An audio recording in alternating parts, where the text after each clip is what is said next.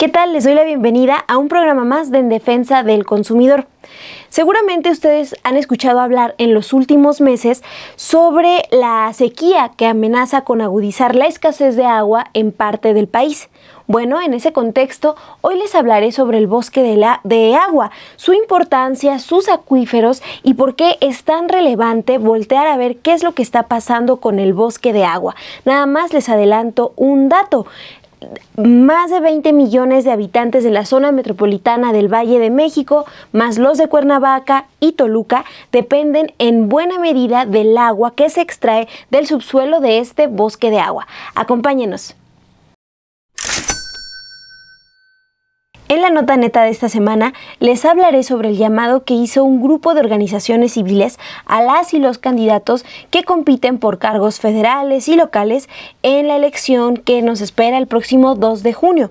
Bueno, el 17 de abril, las organizaciones de la sociedad civil Salud Justa MX, Red de Acción sobre Alcohol, Greenpeace México, Agua para Todos, Agua para la Vida, Ley Minera Cambiémosla Ya, El Poder del Consumidor y la Asociación Nacional de Empresas Comercializadoras de Productores del Campo llamaron a las y los candidatos a anteponer los intereses públicos por encima de los intereses corporativos para proteger la salud de las y los habitantes y también el medio ambiente. ¿Cómo? Bueno, pues pidieron evitar que las instituciones públicas se involucren con corporaciones nacionales o transnacionales para implementar políticas públicas, pues que pongan, ya les decía, en primer lugar la salud de la población. Estas organizaciones denunciaron que constantemente hay interferencia de las grandes corporaciones, tanto mineras, tabacaleras, alcoholeras y las grandes empresas ultraprocesados, también de bebidas azucaradas, agroquímicos y productores de plásticos. Y esto pues ha quedado claro cuando se oponen a políticas y normas que están probadas y que buscan regular sus productos. Por ejemplo, ya hemos hablado de este caso con todos los amparos que ha promovido la industria de bebidas azucaradas y ultraprocesados que llegaron a la Suprema Corte de Justicia de la Nación que han intentado frenar el etiquetado. A este llamado, ya les decía, también se sumó la organización Greenpeace. Ella enfatizó cómo la industria del plástico también se ha amparado contra leyes, por ejemplo, que buscan la prohibición del uso de plásticos de un solo uso.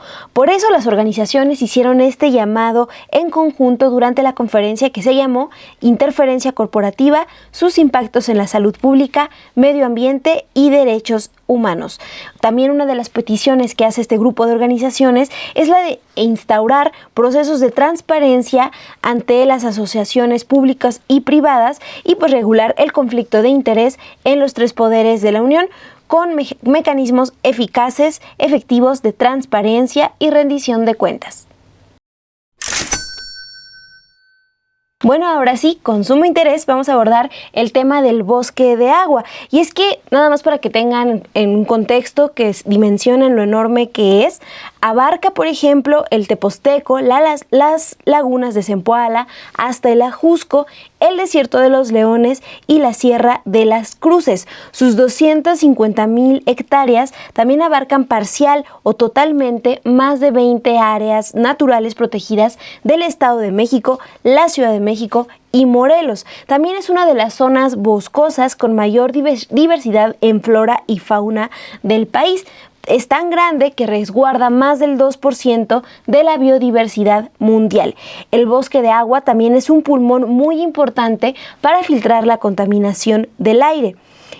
Y en materia de agua, es también muy relevante porque sus acuíferos proveen 7 de cada 10 litros del agua que se usa en la Ciudad de México y casi todo el agua de Cuernavaca y Toluca. En el área boscosa y los pastizales del bosque de agua, la lluvia se infiltra y recarga los acuíferos, pero ahora por cada 2 litros que extraemos del acuífero, solo reingresa 1. El bosque de agua ya ha perdido 40% de su superficie en 3 décadas y sigue perdiendo miles de hectáreas debido a que en Cuernavaca, en la Ciudad de México y Toluca, pues siguen creciendo. Para que lo entendamos, cada nueva vivienda y cada calle pavimentada reducen la superficie de infiltración de lluvia al subsuelo y a menor infiltración, menos agua disponible.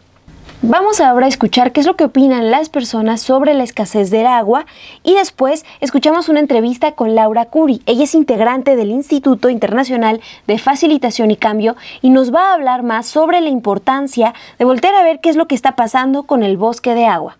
Hoy le pregunté a varios habitantes de la Ciudad de México si en dónde viven ha faltado el agua y a qué creen que se deba la escasez de agua en general en la Ciudad de México. También nos contaron que les interesaría saber de dónde viene el agua que usan en sus casas. Esto fue lo que nos dijeron. Sí ha faltado. Yo tengo poco de vivir ahí, de hecho tengo apenas año y medio y hasta ahorita no ha faltado. No, por lo pronto no. Pues mire, dicen que ya se han secado los acuíferos, que solo hay uno.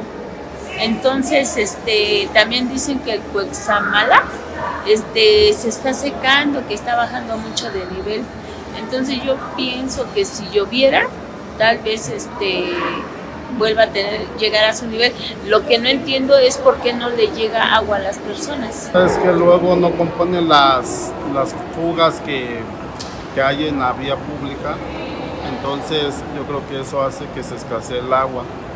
Pues yo creo que que nos la desperdiciamos demasiado, ¿no? Y hay gente que no tiene como el cuidado y tampoco tiene la reserva, los edificios, como para poder aguantar los tiempos de sequía.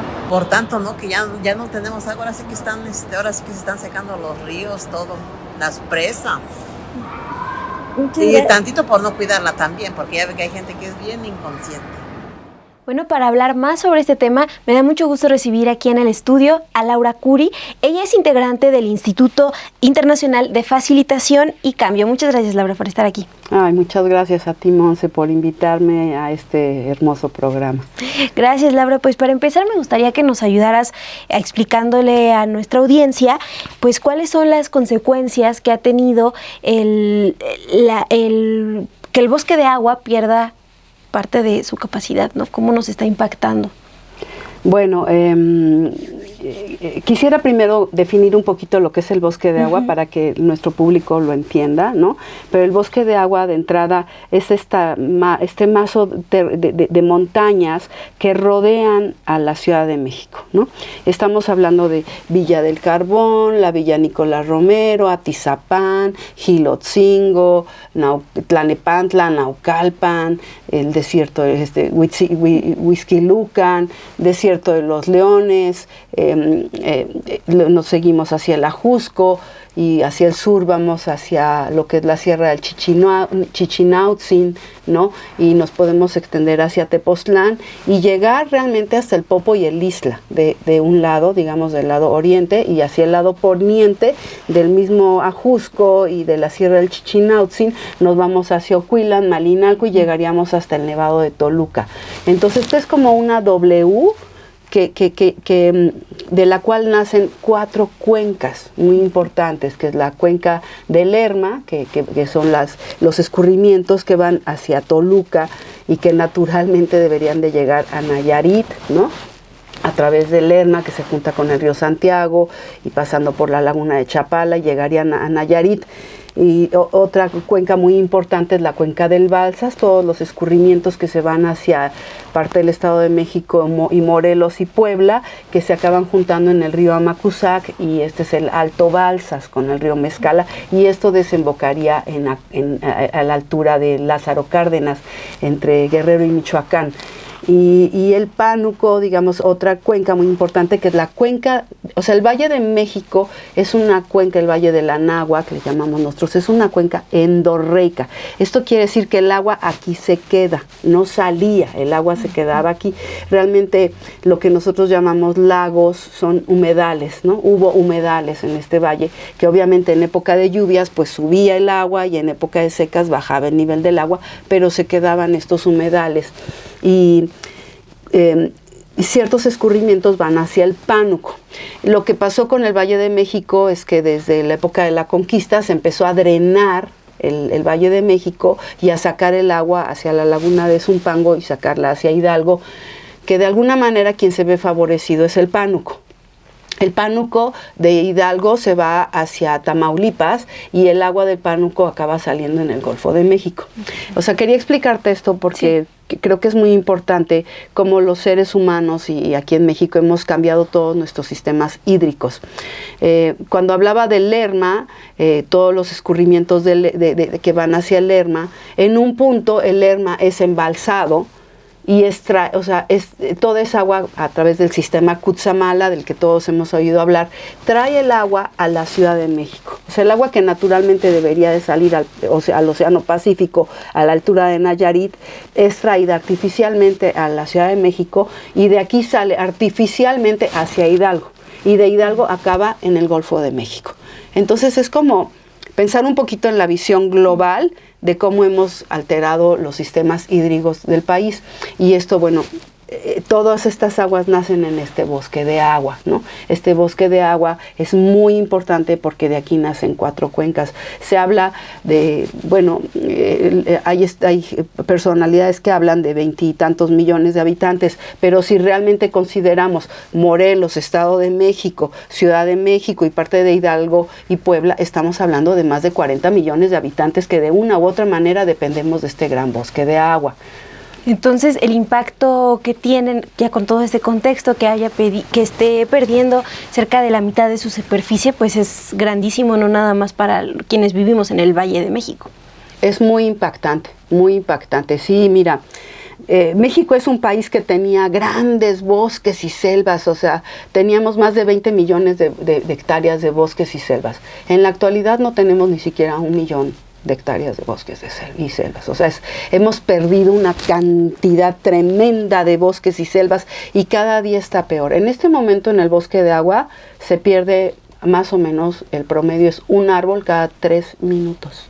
Cada 3 minutos se destruye un árbol que se tarda 50, 80, 100, 150 o 200 años en crecer, ¿no? Y ahorita así se está destruyendo, ¿no? O sea, es muy triste la situación de lo que está pasando y es realmente urgente que los pobladores nos demos cuenta de la importancia de este bosque y hagamos algo, ¿no? O sea, hay muchos riesgos dentro de este bosque, ¿no? ¿Qué riesgos? Bueno, mira, creo que en este momento, para mí, hay muchas opiniones, pero para mí el principal riesgo en este momento es el crimen organizado que tiene en sus manos el bosque. Entonces las comunidades locales no pueden competir con el crimen organizado. O sea, ellos tienen, pues sí, tienen una escopeta o tienen sus machetes, tienen una pistola, pero el crimen organizado traen camionetones de último modelo, traen radios, vienen convoys de 10 o 15 camionetas juntas. ¿Qué hace una población civil?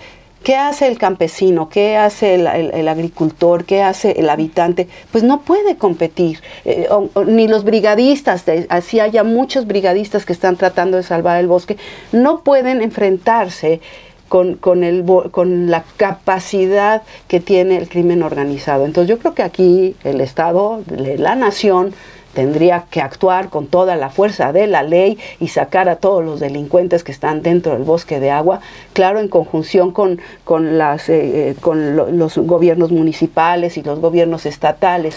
Ahora, el problema del bosque de agua es que está dividido en diferentes entidades federales. Mira, te voy a hablar el caso hay un lugar que se llama El Capulín. El Capulín es un valle precioso que se encuentra precisamente entre 3 territorios, ¿no? Se encuentra el límite territorial de la Ciudad de México, el Estado de México y el Estado de Morelos. De ahí, de este lugar que yo le llamo el corazón del bosque, hay un escurrimiento que llega a la Ciudad de México, hay un escurrimiento que llega a Toluca y hay un escurrimiento que llega a Cuernavaca. O sea, ahí nacen 3 cuencas. Las 3 cuencas nacen ahí. Pero que los pobladores de esa región no pueden proteger este lugar porque ¿a dónde van? ¿Van al gobierno de la Ciudad de México o van al gobierno de Toluca o van con el gobierno de Morelos? ¿A dónde? Porque su territorio está dividido entre 3 entidades federales. Entonces aquí estamos hablando un asunto en que los límites políticos afectan terriblemente la conservación y el cuidado del bosque, ¿no? Más si no trabajan pues de manera conjunta. No se trabaja de manera conjunta, entonces es muy importante que nos olvidemos de los límites políticos, recuperemos los límites naturales del bosque y empecemos a trabajar por la protección de este bosque. O sea, yo creo que el bosque de agua debe de considerarse un asunto de urgencia nacional. O sea, es una emergencia nacional la protección y cuidado de este bosque, porque si nos quedamos sin este bosque, la poquita agua que ya tenemos, olvídalo, se acaba, y entonces sí, vamos a hablar de una guerra civil en este país. Vamos a enfrentarnos a situaciones de violencia absoluta. Entonces sí tenemos que actuar, ¿no? Tenemos que presionar a que los gobiernos se junten, que hablen los diferentes secretarios de medio ambiente, que se tomen medidas en conjunto.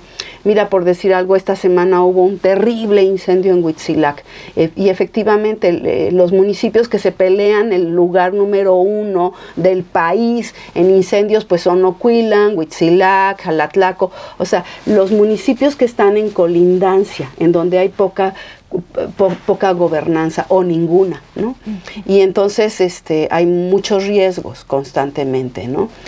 Entonces hemos logrado trabajar con las brigadas de Ocuilan y ya logramos llegar a ser el número 5, no el número 1, o sea, que es un éxito total, ¿no?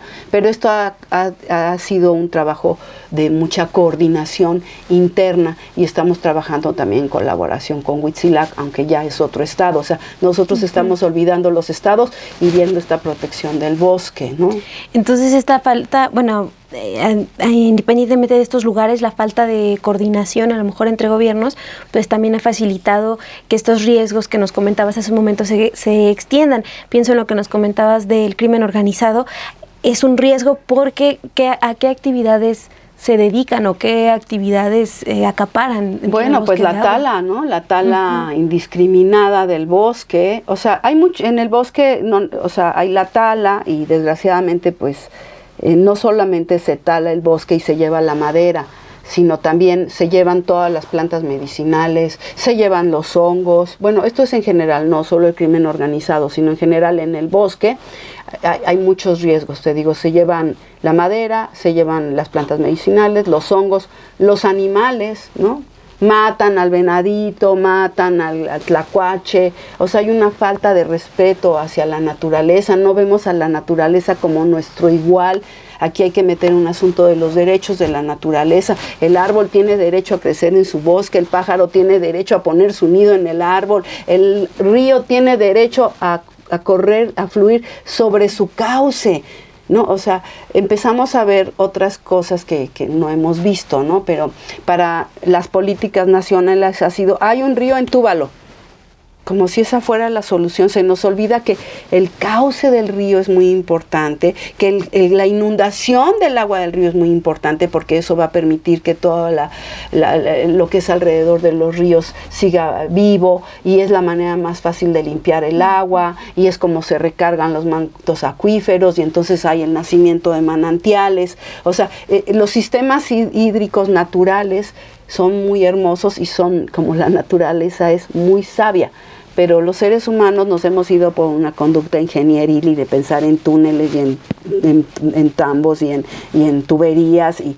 se nos olvida que estos sistemas están totalmente ajenos a los sistemas naturales y no nos ayudan, sino nos afectan, ¿no?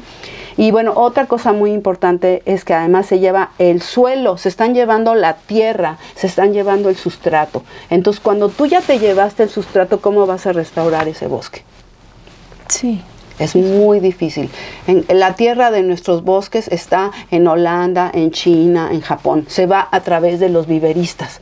Los viveristas compran toneladas de tierra y se la llevan en las plantas a todo el mundo. ¿Por qué no hay una producción de tierra si tenemos tanta materia orgánica con la cual podríamos hacer una tierra muy fértil, y en lugar de eso estamos saqueando el bosque? Entonces, haz de cuenta, en partes donde todavía hay humedales, como lo que es las lagunas de Zempoala en Morelos, ¿no? La palabra Zempo es 20, pues esto quiere decir que había más de 20 lagunas, son lagos, en realidad las lagunas son costeras, son humedales, lagos de bosque, eran más de 20. El día de hoy hablamos de 3 lagunas, 3.5 en época de lluvias, ¿no? ¿Por qué? Porque se están llevando hasta el sustrato. Entonces, aunque vuelve a llover, ya se llevaron la capa impermeable que permitía sostener ese lago de montaña, ese humedal, y al haberse llevado la tierra, pues el agua se va rápido, ¿no? Y no logramos que se quede un tiempo en la superficie, que permee bien, que vaya teniendo todo su proceso natural, ¿no? Entonces todo está, de alguna manera, por lo que entiendo que nos comentas, pues conectado. Te pregunto, por ejemplo, aquí en la ciudad hablamos de la escasez de agua y hablamos casi siempre enfocándonos en el sistema Lerma-Cuetzamala. Entonces yo quisiera preguntarte, en donde tendríamos que enfocarnos también y con urgencia, como nos comentas, es en el bosque. De agua. Sí, con respecto a la Ciudad de México es un caso muy particular, ¿no? Número uno, el 30% del agua que llega a la Ciudad de México viene del sistema Cutzamala, el 70% viene del subsuelo. O sea, ese 70% corresponde al agua que se logra infiltrar o que se infiltró, porque más bien ahorita estamos en una sobreexplotación de los mantos acuíferos. O sea, esta zona que fue una zona de humedales, ¿no? En la que había grandes cisternas de agua debajo de la ciudad, ¿no? Al estar tan llena de cemento, puros edificios, los pocos parques públicos que hay en la ciudad, cada día son menos parques porque la biblioteca pública la hacen ahí, lo ponen el cemento para que ahora los niños no sé qué, y las canchas de no sé qué, o sea, cada vez hay menos manera de que se infiltre agua al subsuelo de la Ciudad de México, y también hay una política de Conagua que tiene prohibida la infiltración de agua al subsuelo, cosa que debería de cambiar. Los grandes estacionamientos deberían de ser grandes reservorios de agua para de alguna manera pues sí tratarla y mandarla al subsuelo. O sea, hay una falta de política de recarga de mantos acuíferos, y esta ciudad es muy triste porque estamos hablando de 45 ríos que nacen en las barrancas de esta ciudad, en todo su alrededor. El río Cuautitlán, el río Tlanepantla, el río San Joaquín, el río, etcétera, etcétera. Todos los ríos, ¿no? O sea, las calles nos hablan, río Churubusco, río Becerra, río de la Piedad, río Guadalupe. Todos son ríos que están entubados, ¿no? Aquí nacen en nuestras montañas, el agua está limpia, nace pristina, pero en menos de 1 kilómetro ya se empezó a ensuciar porque la gente no pone tratamientos de agua en sus casas, porque ya está el taller mecánico que hace el escurrimiento del aceite, porque ya está la fábrica de plásticos que hacen no sé qué, y pum. Nosotros solitos la contaminamos inmediatamente, y luego ahora lo que hacemos es entubarla. Entonces no hay manera de que se permee, no hay manera de que solita se infiltre, y si toda la queremos meter al drenaje profundo y la mandamos a Hidalgo. Hidalgo se está viendo muy beneficiado. Hidalgo en este momento, hay unas cosas terribles. Primero están las grandes plantas, enormes tratamientos de agua, es una cosa impresionante. Y luego, ¿qué pasa con esa agua? Pues se riegan grandes extensiones de tierra. O sea, muchos de los alimentos que vienen a la Ciudad de México están regados con las aguas negras de la Ciudad de México. Y luego, ¿qué pasa? Esa agua pues sí se logra infiltrar a través de los campos de cultivo, se vuelve a embalsar el agua y llega hasta, como te digo, acaba en Tampico, ¿no? En el Golfo de México. Pero, curiosamente, Hidalgo se está llenando de nuevos manantiales. Hidalgo va a ser el estado que más agua va a tener, porque todo el agua que naturalmente, como te digo, tendría que acabar en Nayarit, pasar por todo esto en el agua de Lerma, artificialmente acaba allá, más todo el agua que viene en la Ciudad de México. Entonces, pues estamos cambiando el sistema hidrológico natural, ¿no? No sabemos bien qué va a pasar, pero pues ahí está. Pero realmente tendría que haber un cambio de conducta de los habitantes de toda esta región, a nosotros mismos captar un poco de agua en nuestras casas, a usar ahorradores de agua, en donde sea posible quitar los baños de agua y meter baños secos. Yo creo que esa ha sido una de las... Por un lado ha sido magnífico los WCs, los excusados en un sentido, pero en otro sentido pues estamos ensuciando el agua. O sea, tenemos todos que repensar cómo usamos y vivimos y utilizamos el agua. Y para ir cerrando, Laura, a mí me gustaría preguntarte, ya nos hablabas hace un momento de cómo como ciudadanos podemos exigir, ¿no?, directamente a los gobiernos esta coordinación, este trabajo en conjunto. ¿Qué otra cosa podemos hacer como pues habitantes de, no nada más de la Ciudad de México, del Valle de México y en general como beneficiarios de esta agua que recauda el bosque de agua? ¿Qué podemos hacer para, además de repensar nuestras dinámicas, pues para proteger el bosque? Bueno, yo creo que podemos participar en los proyectos de reforestación, ¿no? Una organización, voy a poner el ejemplo, una organización que se llama Manos a la Tierra.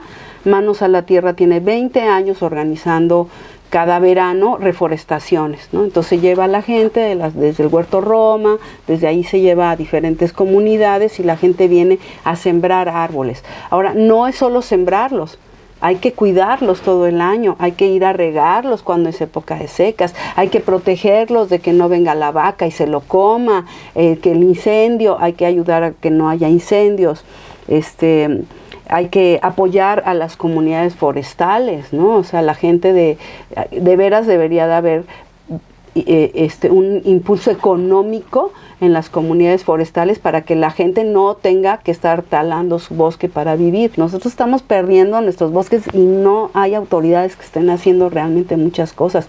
Mira, dentro del bosque de agua hay 20 y tantas áreas naturales protegidas. Solo 7 de ellas tienen un programa de manejo. Las otras, no hay comunicación entre las áreas protegidas, ni siquiera hay incentivos para la gente que está ahí. O sea, falta verdaderamente una política real y fomentos económicos para que esto funcione. Realmente todo el bosque de agua debería de ser un área natural protegida, la gran área natural protegida, ¿no? Y deberían de ponerse, se debería de usar toda la ley para su protección, tendríamos que tener fondos para su protección, todo el equipo. Entonces, no sé, hay como que tendríamos que cambiar y reconocer más a nuestros guardabosques y apoyarlos, que hubiera sistemas de monitoreo, o sea, hay toda una gran tecnología que se podría usar para el monitoreo del bosque, para saber qué está pasando, para evitar los incendios, y el trabajo del guardabosque no es solo apagar incendios, ¿no? Hacen muchos trabajos, ellos en época de secas pues tienen que hacer las brechas cortafuego, están tratando los problemas de las plagas, porque también al haber tantos incendios, entonces se mueren muchísimos de los animales y de las plantas que alimentan los insectos, y entonces la cadena ecológica se rompe, y entonces ahora tenemos mucho más plagas que antes, los árboles tienen más riesgos que antes, tienen menos, ahora sí que les faltan sus elementos naturales que los mantienen en salud, ¿no? El bosque está enfermándose, ¿no? Entonces, ay, son tantos temas. Sí, pero pues sí nos das puntos importantes, voltear a ver más que solo plantar un árbol, ¿no? Que es importante, claro, pero repensar nuestra relación con el agua y voltear a ver las condiciones en las que están trabajando las personas encargadas de cuidar directamente el bosque. Entonces yo sé que son muchos temas, pero creo que nos diste elementos muy importantes y precisos para empezar a repensar nuestra relación con el agua y con el bosque de agua. Tenemos que cambiar muchas costumbres para proteger nuestros bosques. Hay muchos de nuestros bosques que partes podrían ser dedicadas al ecoturismo, fomentar que haya entradas económicas. Mira, en México hay bosques ejemplares como en Guelatao. Hay un ejemplo maravilloso de cómo trabajan su bosque sustentable en Guelatao, o en Pueblo Nuevo, en Michoacán, ¿no? Son como los dos grandes ejemplos, ¿no? O también la Sierra Gorda de Querétaro, ¿no? O sea, sí hay ejemplos de áreas en donde la población se ha organizado, en donde están conscientes y de alguna manera se están haciendo acciones a favor de su medio ambiente, de su ecosistema, ¿no? Todos tenemos que trabajar, desde la presidencia hasta todos los niveles y rangos de la sociedad, ¿no? O sea, desde el gobierno tiene que tomar acciones, juntarse los 3 estados y hacer esto un área natural protegida, escuchar a los académicos, escuchar a las comunidades, rescatar todas las tradiciones comunitarias que hay. En este bosque de agua, ¿cuántos pueblos autóctonos están ahí ¿no? Hay otomís, hay mazahuas, hay mexicas, hay tlahuicas, hay chalcaltecas, hay xochimilcas, o sea, cuánta tradición no hay de guardianes de estos bosques. Y el día de hoy hay que reivindicarlos, hay que apoyarlos y al mismo tiempo escuchar a los académicos y a las doñas, las mujeres. El papel que juegan las mujeres en el bosque es importantísimo. Son las principales recolectoras de la leña que se queda tirada y que son las que usan en sus hogares, y ellas están ayudándonos a prevenir incendios, y son las que se preocupan por la reproducción de las plantas medicinales. O sea, las mismas mujeres, ¿quiénes son las que van por el agua en las pocas comunidades donde hay que ir por el agua todavía? Pues son las mujeres, ¿no? Entonces hay que también reivindicar el papel de las mujeres dentro del bosque, ¿no? Hay mucho trabajo que hacer. Sí, pero es importante también esto que nos cuentas, y yo estoy segura que a la audiencia le va a servir bastante esto que nos contestas. Nos comentaste, Laura Curi. Gracias por estar aquí en Estudio B. Mucho, ¿no? A ti también. Laura Curi también recordó que otro de los factores que ponen en riesgo el bosque de agua es la voracidad de los desarrolladores inmobiliarios que buscan aprovechar la sequía y los incendios forestales. Así que hay que estar también al pendiente de todo este daño que están causando los desarrolladores inmobiliarios. Y desde el Poder del Consumidor nos comparten los siguientes consejos para repensar nuestra relación con el agua. El primero de ellos es conocer más sobre los bosques cercanos a donde vivimos y platicar esta información que tenemos con quienes conocemos para empezar a concientizar sobre la necesidad de protegerlos y respetarlos. El segundo es participar en campañas organizadas por grupos ecologistas o por organizaciones de vecinos, ya sea de reforestación o de denuncia de agresiones a los bosques, como por ejemplo los proyectos de urbanización y desarrollo inmobiliario. Y el tercer consejo es evitar hacer fogatas en días secos. Si lo hacen, pues vigilen que sea un sitio lejos de árboles, troncos, ramas y pasto seco. También recuerden que antes de retirarse del lugar, pues es importante que esté completamente apagada la fogata que hicieron. Ya estamos llegando al final de En Defensa del Consumidor. Cuéntenos en los comentarios si sabían de la importancia de este bosque de agua, qué piensan o se acaban de enterar. Bueno, los escuchamos con mucha atención. Ya aquí les dejo también la invitación a cuestionarse lo que me preguntó también a mí Laura Curi del Instituto Internacional de Facilitación y Cambio. ¿Sabemos realmente de dónde viene el agua que usamos todos los días en nuestras casas? Desde ahí podemos partir. Y también pues recordarles esta exigencia que hacen defensores del medio ambiente, también desde el Poder del Consumidor, este llamado a que las autoridades trabajen en conjunto para proteger el bosque de agua, y también como ciudadanos, ciudadanas, como consumidores y consumidoras informados, podemos poner manos a la obra. Nos vemos el próximo martes, los espero aquí en Estudio B, ya lo saben, a las 8:30.